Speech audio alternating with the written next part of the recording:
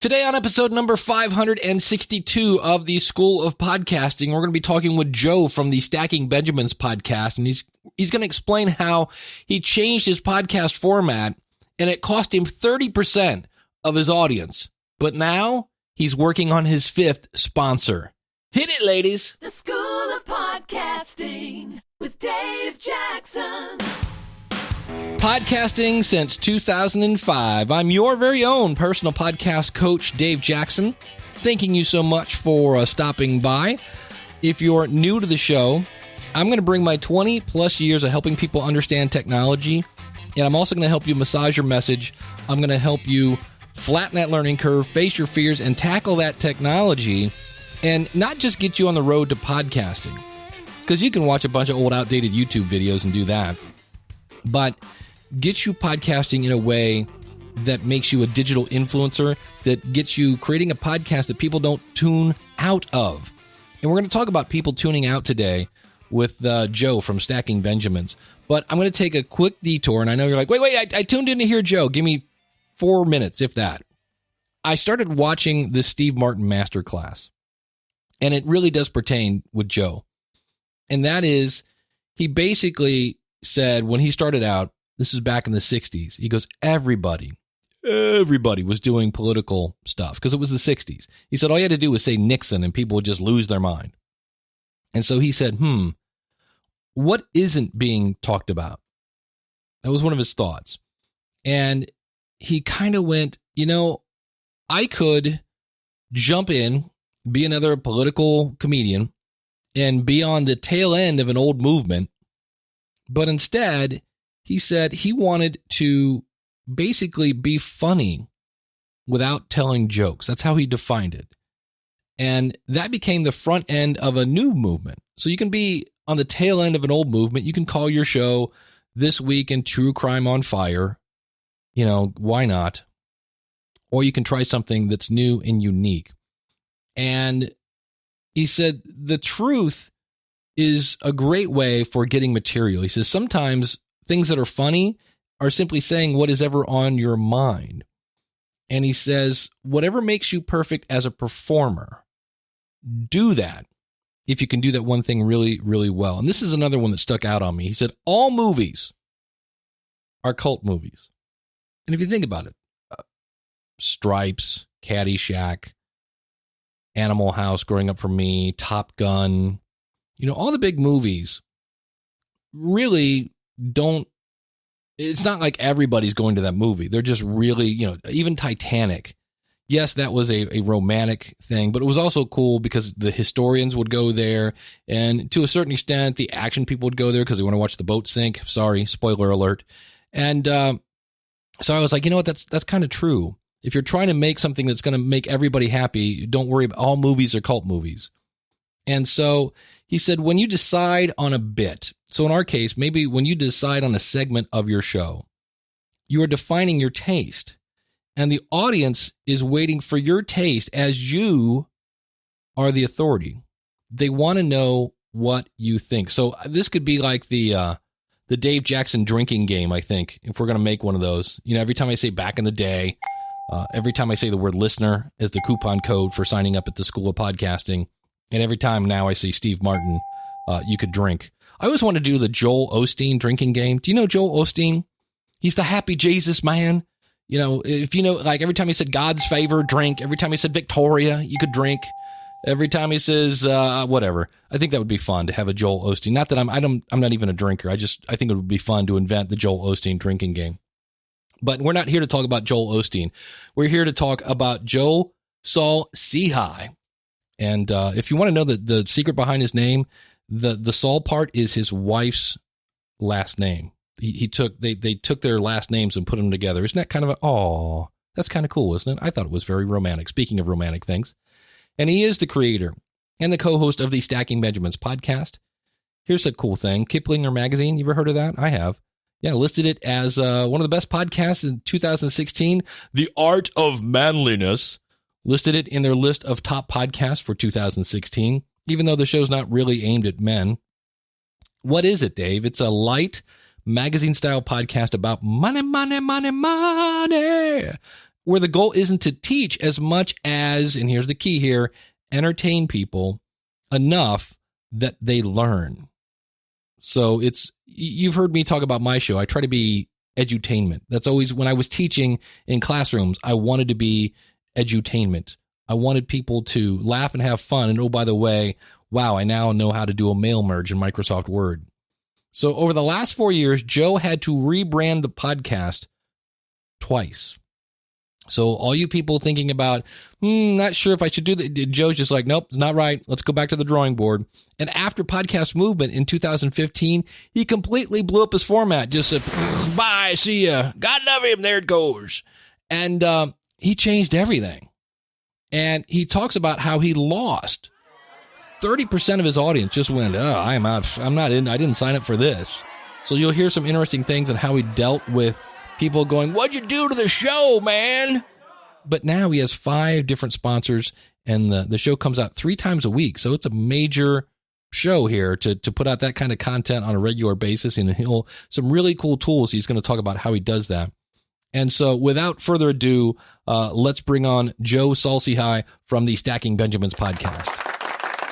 I'm so happy to be back. Thanks. Always good hanging out with Dave Jackson. And I think it was 2 episodes ago, anyway, when I was talking about Chuck Berry, and I said one of the things Chuck did was he gave the audience what they want, and you came back with a really cool counterpoint, which was give the audience what they want as long as it ties in to what your goal is. Expand on your point there. My audience initially, Dave, doesn't know what to do with this, because when you think financial podcasts, you go to some talking head that is an expert, and they're going to be on top of the mountain with these tablets, and they're going to tell you the rules of money, right? So I've been listening to podcasts since about the dawn of podcasting. What was funny was people kept telling me I should make a podcast, but I just like listening to them. And what I found was in the money genre where I live, I was a financial planner for 16 years. There was nobody doing car talk.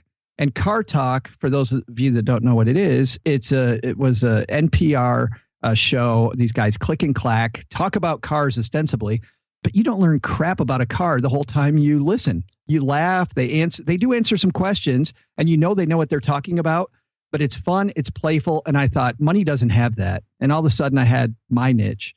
So the negative review that I get is, why don't you shorten the show? Why don't you quit goofing around? Because you guys know what you're talking about and you've got the nuggets. No, I don't want to be that. There already is that. If you take away our playfulness and the fun and making it a discussion, you're not doing what we want to do, which is based on the science of play, where if teachers can design a classroom so that it's designed to be playful, you don't even know that you're learning anything, which is perfect. We said it a few times and people picked up on it right away, which is when I think it's good stuff. And that is, if you learn something listening to Stacking Benjamins, keep it to yourself. That's your problem. We don't want to hear about it. And I love that, because I think that because of the way that we've designed the show, and we've designed it pretty carefully, you're going to take home 8 or 9 things without knowing you did. So you've changed the format. I'm assuming some people, you just said they don't like the yuck. Do you have any other specifics? I think you just said you just got a review. I did. Yeah, I got, and this is the negative review that we get all the time. The headline is some good info, terrible signal to noise ratio. Pros, there's some hidden nuggets of useful or insightful information. Things are generally clearly described. Cons, you have to dig through more than 50% of horribly unfunny dad jokes in chat and low signal, high noise filler. This podcast could be edited down to remove half the waste of your time and still even retain the ads. I understand they're part of the podcast business model. So this reviewer doesn't mind our sponsors, which is good. It means I'm doing that well. I'm apparently delivering financial advice. They just don't think I'm funny. So, which means I got to become more funny, Dave, which is not what they want me to do, by the way. I need to continue to hone my process, right? I have to work, and I'm studying radio comedy right now. I'm constantly studying and trying to get better at the stuff, but the stuff I'm trying to get better at is not getting rid of what they don't like. It's making it so my jokes actually retain people instead of, like this person, repel them. Well, I know I just listened to your latest episode, or one of your latest episodes, and you did something about Canadian talk. And Right. I enjoyed it so much because you just steered it right into the wall, right out of the gate. And I'm just like, where is he going with this?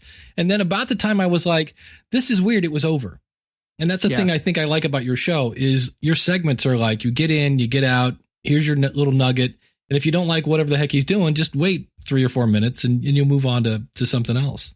Well, and that's by design too. When I listened to podcasts, when I was creating Stacking Benjamins, I thought with a lot of podcasts, if I don't like an interview style podcast as an example, I hear people talk about having an interview style podcast. Mm-hmm. And I think your podcast can have interviews, but doesn't just have to be interviews. People think, well, I have to choose an interview or this other type. We didn't do that. We have a 15-minute interview. That show that you're talking about, I think had Gene Chatsky from the Today Show on it, waiting in the wings. You know, we have some great guests on, but I don't want people to choose my show based on the interview. I want them to choose it based on us. And you know, because you talk about this all the time, that people listen for the host. And I think people mistakenly think that they listen for the guest. They don't. They want the guest. They want the nuggets the guest brings. And speaking of nuggets, that's when we get the most nuggets on the show, because I'm trying to get as many nuggets from the guest as we can possibly get. But what I like about our format is I don't want to have a show where if I don't like the guest, I just turn it off and I wait for the next one a week later. I want to have a format where they'll just fast forward 8 minutes because they didn't like that. If I can keep them involved in the show, I keep and retain a listener, versus if they forget about me for 7 days until the next. Now we go 3 days a week, but most podcasts are once a week. They might find other shows. I don't want that to happen. We did that on purpose. So you've basically shuffled the deck 5 times. What was the first version and what was wrong with that? Well, the first version was wrong on purpose. This is kind of funny. We didn't know what the heck we were talking about. And I was listening to people like you talking about just get it out there.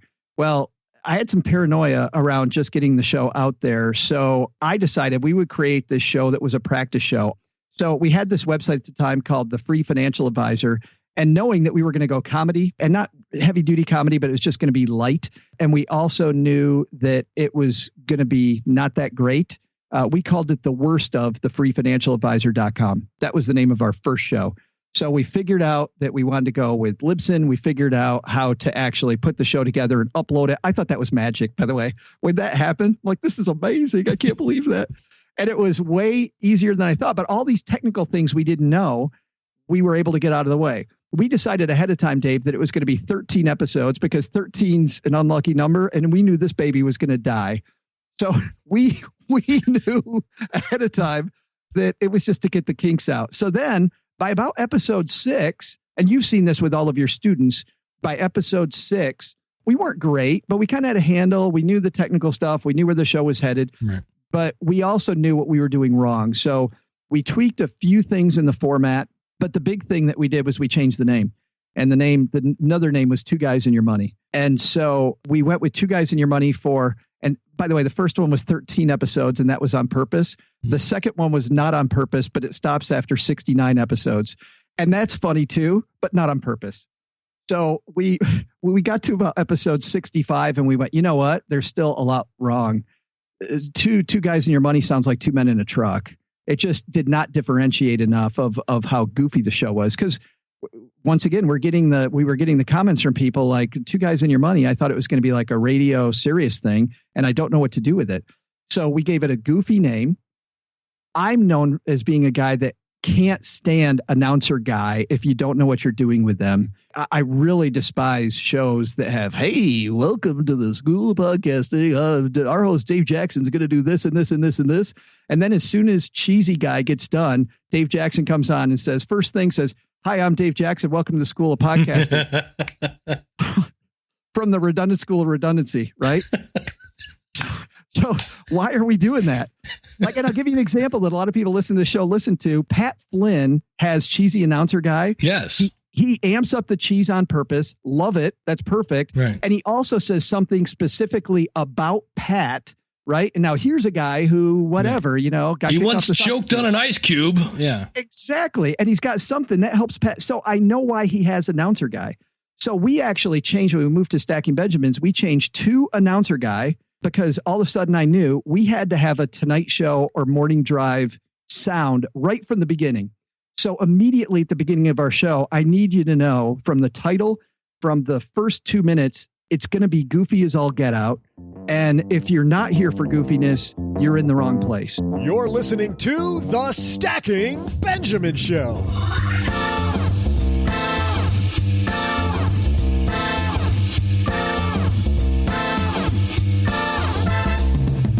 Hey there, sports fans. I'm Joe's mom's neighbor, Doug, and welcome to the first day of the Stanley Cup playoffs. And to help you afford that next trip to your arena for a hockey game, we have a fantastic show chock full of money-saving advice.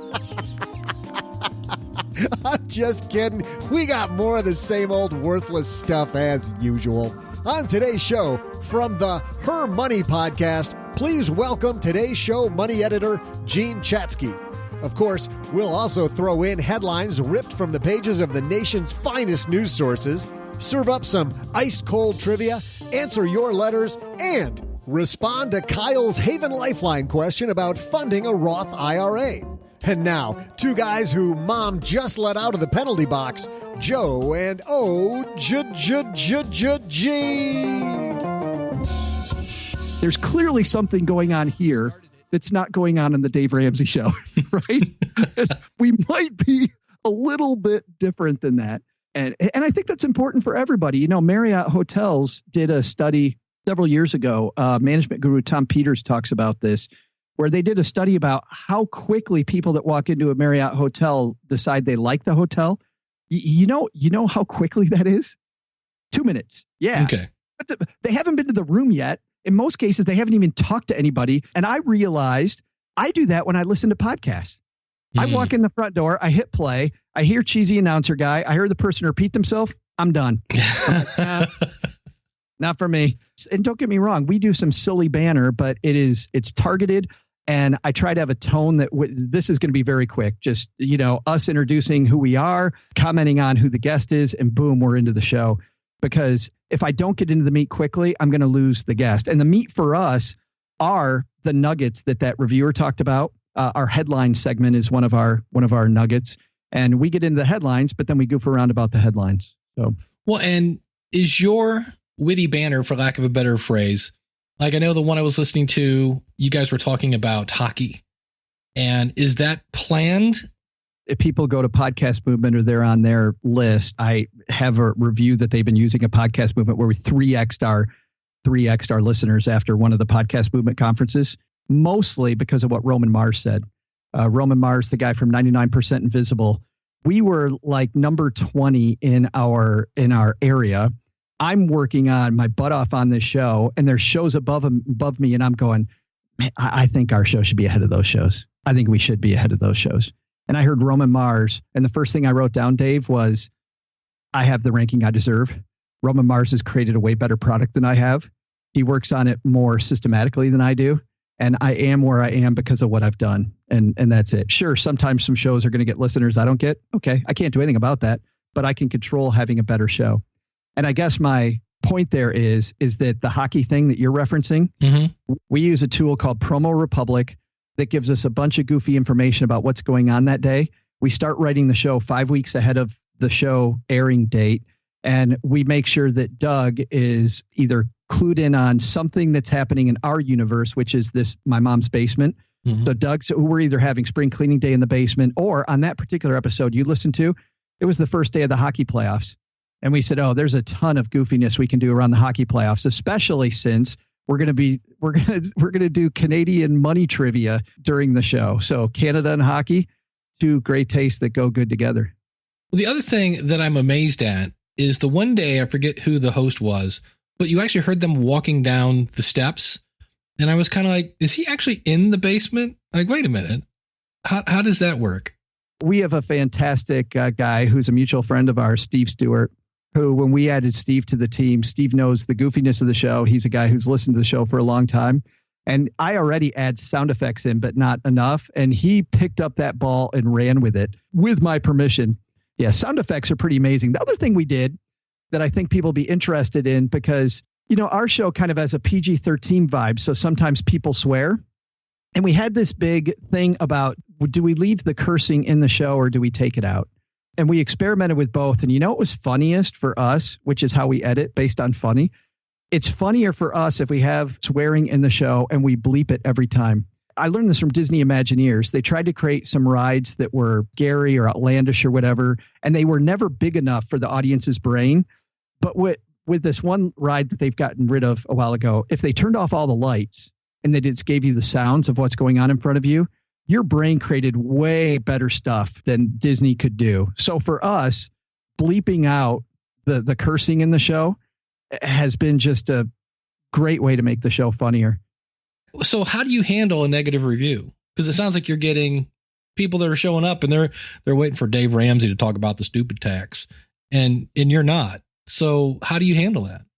Luckily, we haven't had a lot of them. I look at, we have 345 reviews and 8 are 1-star reviews. My favorite one, which is boo with like 16 O's. And I get all the great haters. That's constructive. Right. Yeah. Well, I take it. I take it. I'm really happy that people are passionate enough about our product that they want to respond. Right. And they want to put in their 2 cents, because if they're not passionate, they're not going to say anything at all. But I take the negative review when I get it, and I compare the review to what I have in my head of the vision of the show and what we're doing.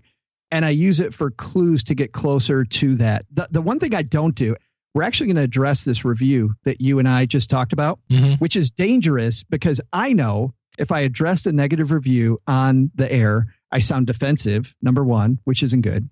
Number two is there are trolls in your audience and they come out of the woodwork. When I addressed a 1-star review in the past, I got 2 more within a week.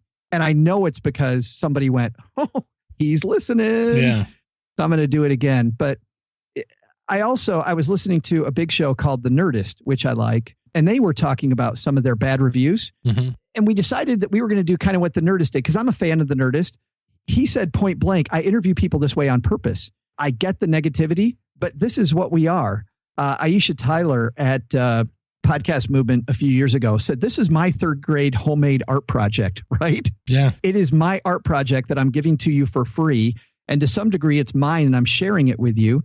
And so I've got to decide, do I change the show based on your review, or do I keep it the same? For me, what you can see is, instead of saying, oh, we shouldn't be funny anymore, I said, I need to create a new beginning of the show so that people understand who we are better. I didn't ignore it. I changed stuff so that negativity will go away, not because we're not the same show that we were, but because it's expected from the very beginning. When you come into the Stacking Benjamins basement, you know what you're going to get, and it's not going to be Dave Ramsey. The show on Netflix, House of Cards, I heard an interview with the main actor whose name is Kevin Spacey. The very and this is a spoiler, we're just going to throw it out there. If you haven't seen season 1, where you been? It's been out for whatever, 5 years. The very first scene, his character kills a dog. It's like the dog comes up and he just snaps its neck or whatever he does. And they said they did that on purpose because that's going to offend some people. And those people would not like the show anyway. So let's just get them out of the way. If you're offended now, stop watching, because you're not going to like the rest of it. And I was like, that's kind of a cool little, like, just plant your flag. And that's kind of what you're doing. You're like, look, we're Goofy. We like Goofy. We're going to do Goofy. And if you don't like Goofy, tune out now. We just gave you 2 minutes of Goofy. You're either in or you're out. So I like that idea. Well, thank you. And it also tells you, Dave, that if you're going to stick around and you didn't like killing the dog, you better believe if I'm killing a dog in the first scene of the first show, it's going to get worse from there. Yeah. Right. And it does. Another spoiler for House of Cards. It totally does. Well, you've got a lot of sponsors now. How has that changed over the years? How long have you been doing the show? We started the show in May of 2014. So coming up on 3 years for that. But remember, we had over a year of podcasting before that, between the worst of the free financial advisor. So 4 years and 3 months at this point.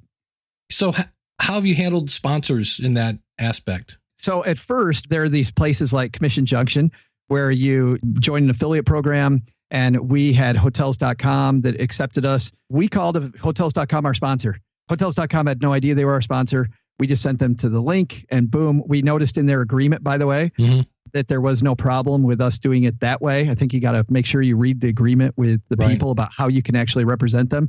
Oh, I have to say this too, Dave. Being a longtime listener of podcasts, people talk about when's the right time to add sponsors to your show. And I have a definite feeling about this. As a longtime podcast listener, I decided I'd go with hotels.com and I put sponsor spots in there even when I didn't have a sponsor, because of the fact that when I listened to shows that didn't have a sponsor and they added one, I went, you greedy. And they would spend the next like 3 or 4 shows defending all the hate mail they got from people like me. And then I realized as a listener what a double standard I had, because there were plenty other podcasts I was listening to that had sponsors, and I just merrily, okay, that's great.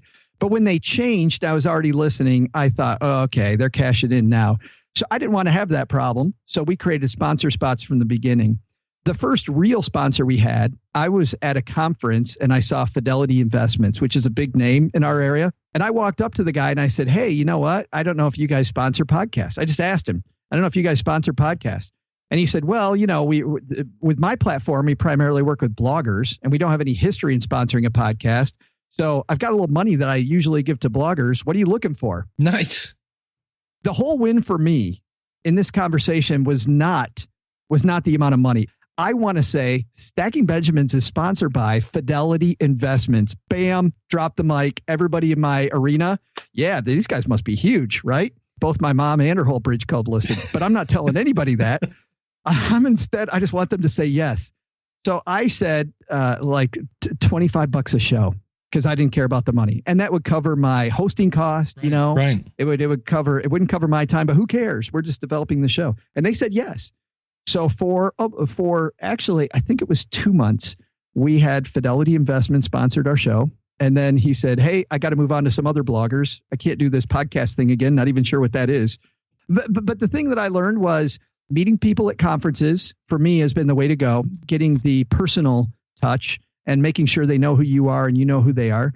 And then I would also go to people that have been on my show who represent brands.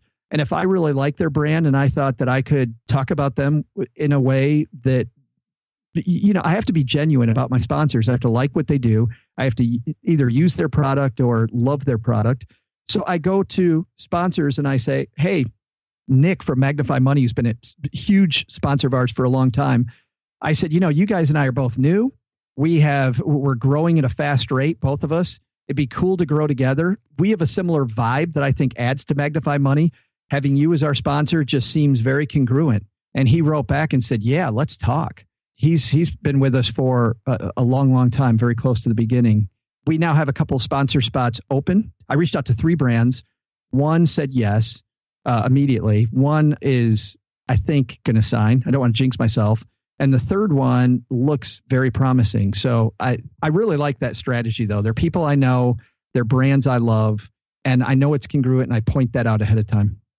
Now, do you have any kind of media kit, or are you just doing this on the phone? Or I don't have a media kit, and I should. I actually do have one. It's not very good, but I know my stats. We did a survey of our audience, so I know our demographics. I know our number. Here's what I send them.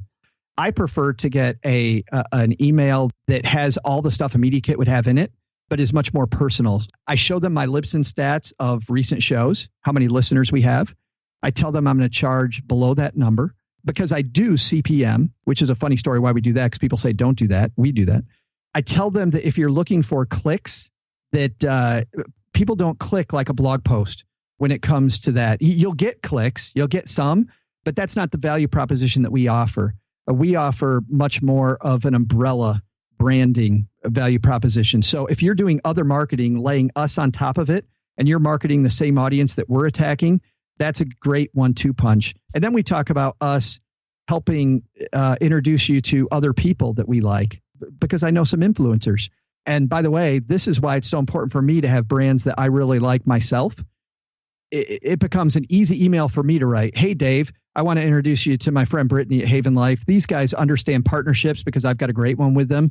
I thought of you because of you're doing XYZ. I don't know if you guys can work together, but I love hooking cool people up. And that has been very successful for our sponsors also. Now, when you started off, like let's say you bring on sponsor number 3, do you have to then contact sponsors 1 and 2 and go, oh, by the way, there's a new kid in the pool? I did that when I brought in sponsor 2. Right. We only have 2 sponsors per show, 2 main sponsors per show. They're show sponsors. The third sponsor on an episode, this is funny. I swear, I feel like I have a story for everything. I feel like Grandpa Joe. Hey, let me tell you a story about that. But what happened was I'm driving down the road and I'm listening to ESPN Sports Radio. And whenever people call into ESPN Radio, they have the Subway Fresh Take hotline. At least that's what I thought, because that's what I remember. They had changed it up and it was something different. It was the something hotline. And I realized that's no longer the Subway Fresh Take hotline. And then I went, holy crap, I'm calling the ESPN call-in line the Subway Fresh Take hotline. I'm calling it that. Why am I not doing that? We have a voicemail segment on our show. So when we started working with Haven Life Insurance, I didn't have any sponsor spots because I already had 2 sponsors. But I said, hey, we have this call-in segment. We actually came up with this a little bit later, but I said it'd be great to have Haven Life sponsor that. We could call it like the Haven Life call-in segment or something. And then Brittany at Haven Life and I started talking back and forth. And now we call it, we're throwing out the Haven Life line to you. And Steve Stewart, once again, going back to sound effects, whenever we say the Haven Lifeline now, he adds in this splash, like you can see the ring in the water splashing, and that adds that audio thing. And my sponsor's happy, my listeners happy, and we just say, hey, now we're going to throw out the Haven Lifeline. Our friends at Haven Lifeline are doing da da da da da. Go to havenlifeline.com. It's very short. It isn't a long thing, but whenever people refer to that segment now, it's cool to hear our listeners say, hey, I was happy to hear myself on the Haven Lifeline. Bam, mission accomplished. Yeah. Now, the other thing you do that I thought was really interesting, when did the trivia come into play? We have a trivia segment for people that most people don't have any idea what Dave's talking about. We have trivia in the middle of our show. Once again, listening to podcasts for a long time helped me format our show, because what frustrated me was I'm in the middle of a great conversation. Oh, we're going to take a time out while we spam you with our advertisers for a second. Let me tell you about stamps.mattress. Whatever. Yeah. And I thought, how do we get around that in a way that will annoy people less? So my mom's neighbor, Doug, comes back on. Once again, writing the storyline 5 weeks ahead of time helps, because we can kind of develop a story of what's going on. Just to give you an idea of some of the storylines, Doug introduces the beginning of our show, my mom's neighbor, Doug, that we're having somebody on talking about the sharing economy and how you can make money by sharing your house, sharing your tools, walking people's dogs, whatever, sharing your car. And so we have the person on. The trivia is on right after that. He gives a trivia question then. How many people are participating in the sharing economy? Or how much money does the average person make, or whatever? So it helps the guest. It's a continuation of the storyline. And then he says, I'll be back with the answer right after this. And then I really like the show Startup. I like the way they do their segments. So our mid-roll segment is, I got some snippet from my sponsor talking about their product. My pre-roll is a live read. And then the mid-roll is actually sounds like a commercial, but I hope sounds like a good one. And then Doug comes back with the trivia. So the whole reason for the trivia, to answer your question the longest possible way, Dave, is because of the fact that I wanted it to be entertaining, and I wanted people to have a couple minutes to think about the answer to the trivia question. Well, I know for me, I still cannot get the mental picture. One of the trivia questions was it was about Ben Franklin in the air bath. And Ben Franklin apparently takes an air bath in the morning. Now, again, this basically means the man is walking around naked, and he sits in a rocking chair. So I now have this mental picture of Ben Franklin, who, by the way, is rocking the Ben Franklin, right? Bald on top, got the Ben Franklin, the long, it's a mullet, and naked in a chair. And I'm picturing sweat now on an empty chair. Who's going to sit in the chair next? The mental picture was off the hook. And I was like, so as I'm laughing at that, I'm now listening to your sponsor. And by the time I get done laughing and I've heard your sponsor, and then I'm like, who is it sucked me in. And then it's like I didn't have to wait too long for the sponsor to be over. I just thought I was clapping. I was listening to that in the mall, and I was like, bravo. That was an awesome way to keep me listening. And I didn't fast forward, because I was afraid if I fast forward, then I'm going to miss the answer. So I just thought it was a cool way of keeping people engaged in that way. I think that's what you do. You just listen to shows that you like. You say, what do they do well? And you replicate it. One of my favorite authors, this guy, Austin Kleon, who has this book called Steal Like an Artist, meaning don't plagiarize, but take the stuff that you like and the stuff that annoys you and change it. I didn't have an announcer guy for a long time because it annoyed me. When I had one, I knew I had one. I have the trivia segments because mid-rolls annoy me, but I need to make money doing this, so I keep podcasting. So I needed to find a way to creatively make you get through it. So, Joe, you mentioned CPM earlier. So I want to go back to that. Why did you choose to go CPM when everybody else is going, per episode? My goal with the first podcast conference was I want to know more about sponsors. So I went to Todd Cochran's. He had a great thing with a guy from an ad agency, and they talked about all the different ways people charge. And what he said there was the hardest way to make money in podcasting is CPM, is cost per thousand. So at that time, the show wasn't very big. And I thought, I want to know if everything hits the fan. I want to know how that works just in case. So I started off in CPM when I thought it didn't matter. And what I found for me was it was a great carrot at consistently making a better product and trying to market my show. And it's really more about me than them. I understand I could probably make more money short term, but I like the cost benefit. My sponsor pays more money when I have more listeners, which means it's a show that's well marketed and is hopefully a better product, which is why more people are listening. So I get that it might be quicker money for me to do things a different way for my behavior. The CPM, it turns out, works really, really well. Nice. Now, you mentioned earlier that you had, and I forget her name, from the Today Show?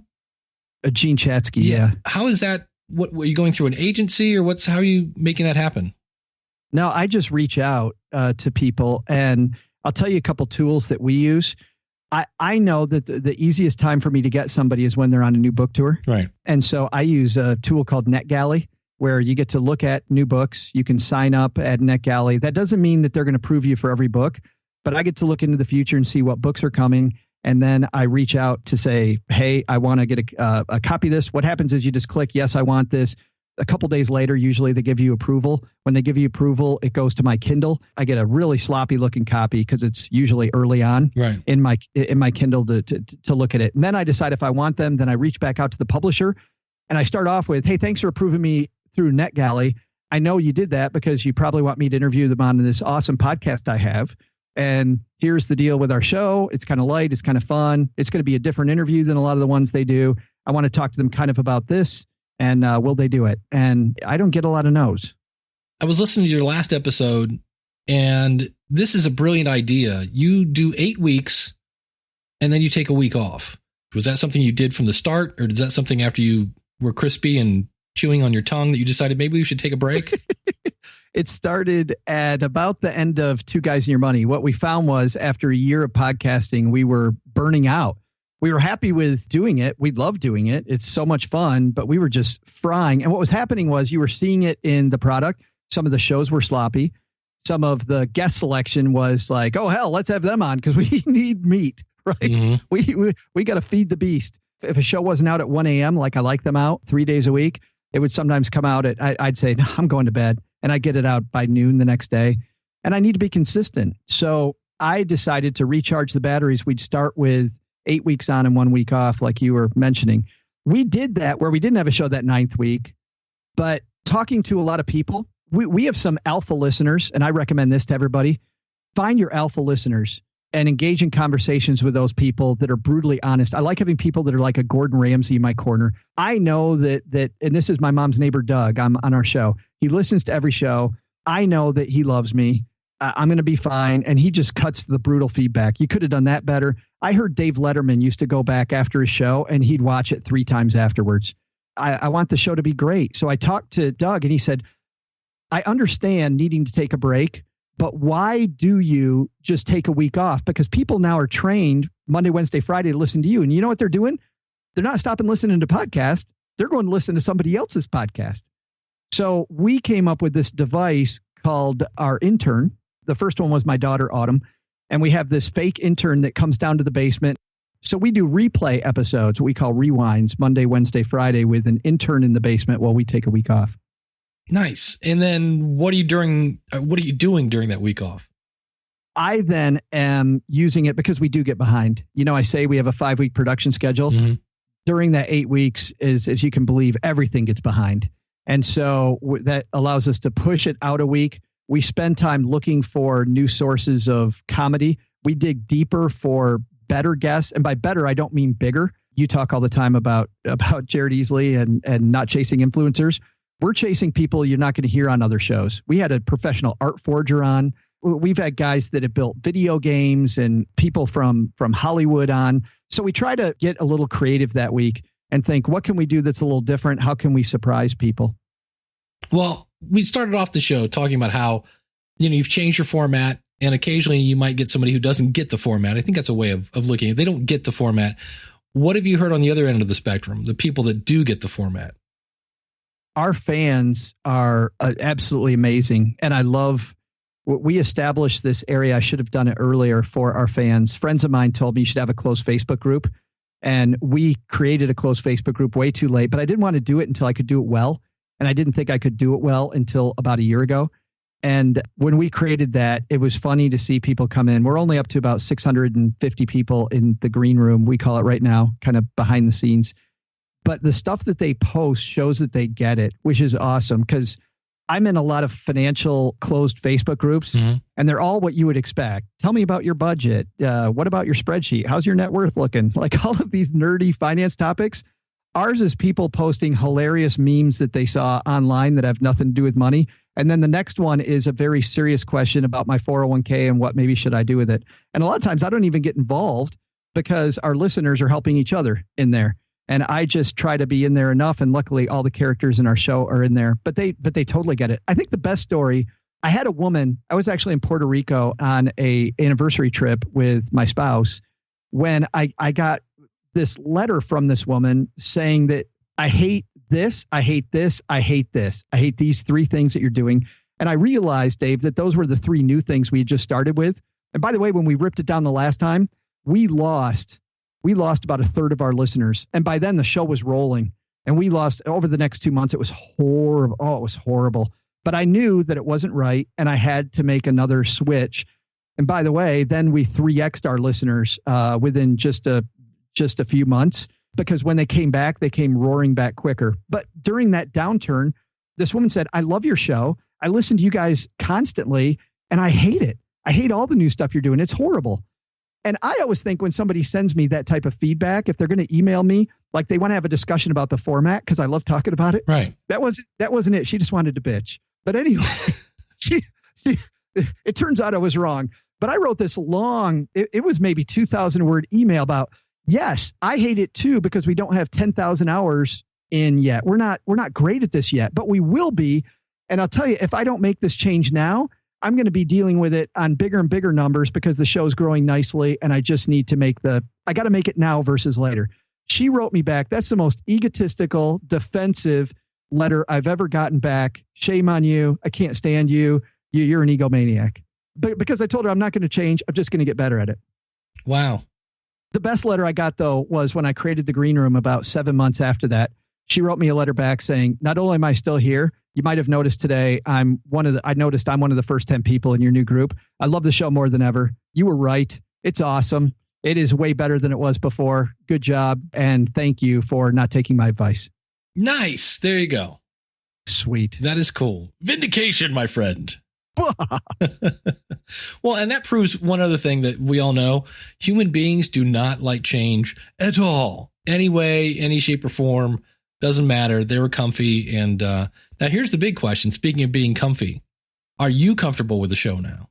I'm very comfortable with the format. I like when you listen to the show. I like the product that you're getting.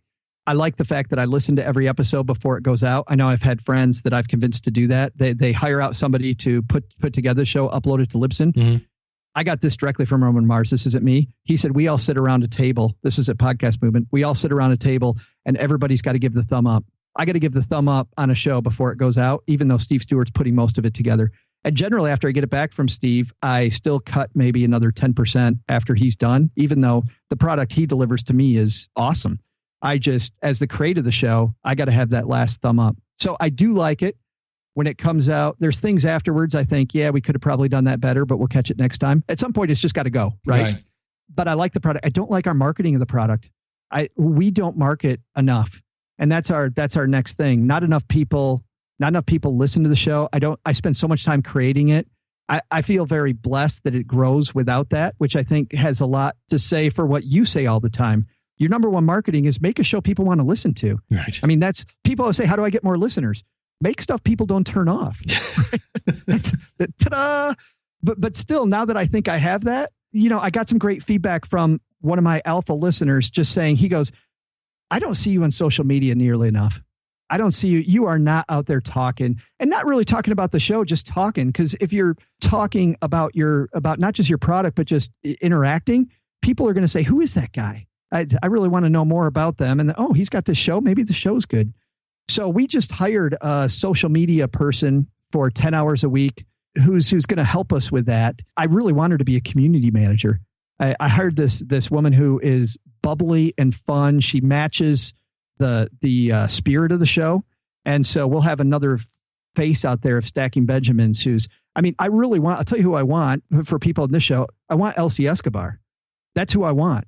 You think of Libsyn, you think of Elsie Escobar. Right. And what's amazing is that Elsie Escobar isn't Libsyn, but she is for me. And I really like Elsie Escobar. So I want to learn more about that company. I know now I need that person. So that's our next step. That's what I'm not happy with. The last thing I want to dig into is your background. And because you've got radio, correct? You were in Detroit radio? Yeah, I did. I didn't start there. But you were also on TV. Like, I was. Where did you did you go to school, anything for any of this stuff? Or how did you, what's your story, man? So I think like a lot of podcasters, my story started when I was a little kid, and as a dude who turns 50 next year, this will be lost on our younger listeners. But remember those little cassette player things where you'd have to press two things to make the cassette go? My brother and I would have a fake radio station, right? We'd have a fake thing, and we had it, and we called it WACO because we thought that was wacko. That was crazy radio. And so that was when I was like 8. We would do that. And then when I was in high school, I decided, I like this idea of disc jockey and dances. That would be fun. So I became a disc jockey doing high school dances and stuff. So I become a financial planner later on, and they're hiring people to give these dinner seminars, these what we refer to in the business as rubber chicken dinner seminars at these faceless hotel rooms, right? You get a bunch of people in there, you give them the dog and pony show, and then hopefully some of them become clients. Well, they wanted people to be experts there. And I applied. I'd only been a financial advisor for the year. And they said, hey, are you afraid to speak in front of a bunch of people? I said, well, no, as long as I don't have to lead the hokey pokey or the chicken dance, like I'd love to do it. They said, oh, no, we're going to teach you everything to say. You just have to say it. Well, then I learned very quickly that the stuff I was saying, some of it was baloney. I really didn't want to say that. So I changed the speeches, but I guess we talk about the 10,000 hour thing. I've had 10,000 hours of talking to people and trying to be entertaining. But during that time, American Express, which was the company that I worked with, they picked me to be part of their media core. I was one of 12 advisors in the country that could speak on behalf of the company without having to go through compliance first. And they gave me media training then. So at that point, I got a bunch of training, and that's when the TV stuff started and the radio started. Fun. So you started off, so you're the guy, hey, everybody, let's get this party started, shall we? Yeah. Excellent. Every cheesy thing ever. So cheese is built into our show for a reason. Excellent. All right. Well, the last thing I want to ask you, and then I'll let you get out the door. I realize we've been talking like forever. You seem like a person that is not afraid to express their opinion. What are the things that drive you nuts when you listen to a podcast? Because you're an avid podcast listener.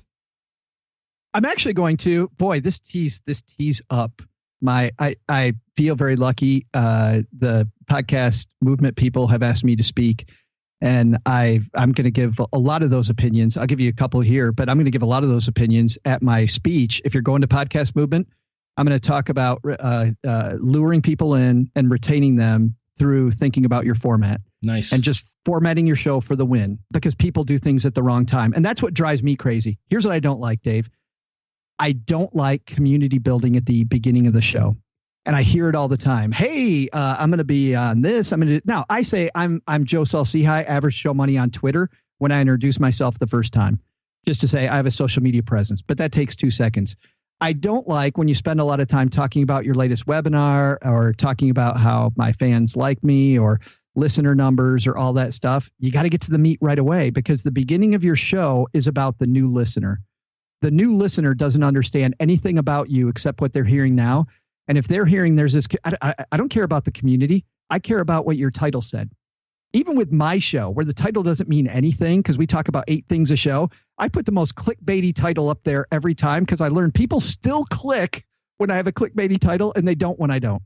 So, but then I got to get to that clickbait very quickly, or they feel like it was clickbait. They don't feel like it made sense to them. So don't build community at the beginning, build community at the end, because at the end of your show, the people that are left are people like me who've been in the community for a while. I'm hanging out. I want to hear more about Dave and what Dave's doing. You can talk about anything you want at the end of your show. And I also don't like it when people at the end of their show don't community build. Like I'll hear these great shows that are interview shows. They spend the entire time, like they're an expert at X thing. And they spend the entire time talking about the interviewee, right? And what they do. Then they say, well, how can we learn more? The interviewee says how they can reach them. And then they say, bye-bye. I'm like, but you miss this huge opportunity for people to learn more about you, to have this community sharing time. Listen, if I'm just there for the meat, I get it at the end of the show. I'm just going to hang up and I'm going to skip the community stuff.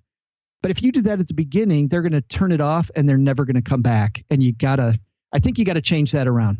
Very cool. Well, everybody, if you want to, I'm a big fan. And Joe has been gracious enough. He's come to Cleveland a couple times and we always have breakfast. And I always listen to an episode on the way there. And the last time I listened, I was like, you know what? I actually like his show. Why am I not subscribed to this? So you are in my phone now, my friend. And I like it. It's fun. And I'm starting to think, maybe I should actually think about my finances now because I don't. And that's crazy talk. Yeah. So find him over at stackingbenjamins.com. Joe, thanks for coming on the show, buddy. Well, thanks a ton. And the love is likewise. I love those breakfasts. I always feel bad because I get you to work late because we're having so much fun talking. But you also know that every Monday morning that you're going on my run with me. Every single Monday, I've got the School of Podcasting and we're jogging around the block. So I'm very sweaty when I'm listening to you. Okay. Is there anything you should say to yourself now? Like, do you need to remind yourself about anything? Yeah. Make sure that, go get bread. Okay. We're just about out of bread. Thank you, Joe. Again, find him over at stackingbenjamins.com. And yes, there will be dessert in this week's episode, and you'll have to stay to the very end to understand what that means. Speaking of coming to the end of the month is really almost next week. And I do the last episode based on its user-generated or listener-generated, I guess I would say. And what I need you to do is go to schoolofpodcasting.com/poll564. That's schoolofpodcasting.com/poll564. Links are in the show notes, and it's a super quick kind of form. It's just, are you interested in making money from your podcast?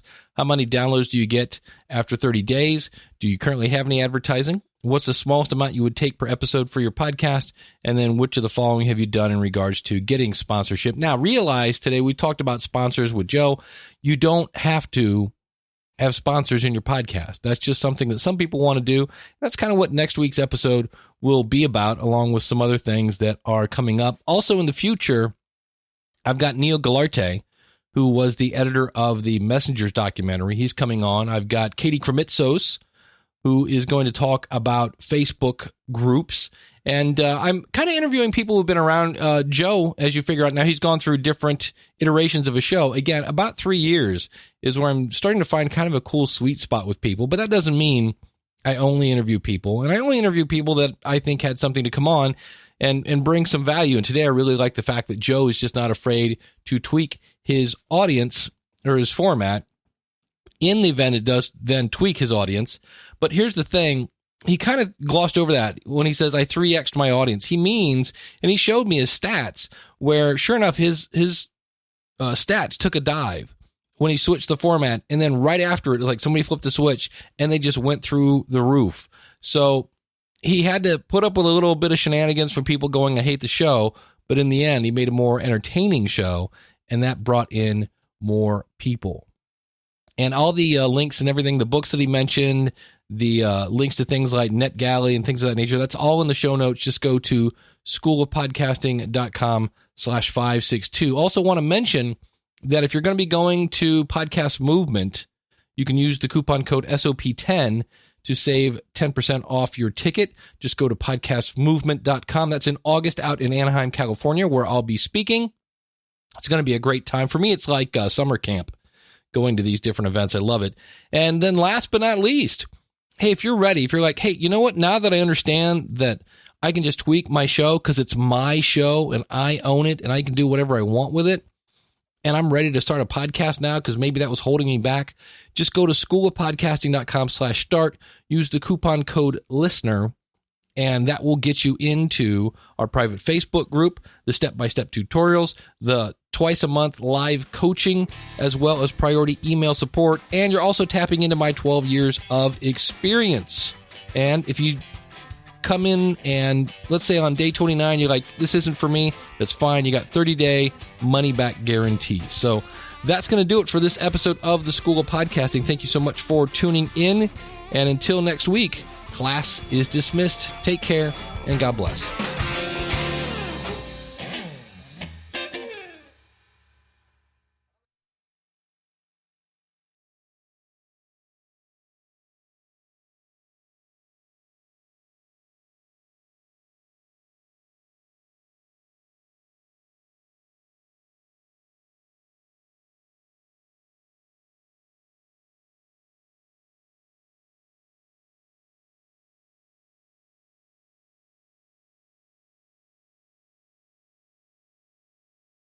My best dance that I ever played was this party where these people came in, and I talked to the bride ahead of time, and I'm introducing the wedding party as they're coming into the hall, and their last name was Erky, but I didn't know that the bride had a speech impediment. Oh no! And she was pronouncing it Arky. So as they come in, and half the people are from the family. It's a big family. Right.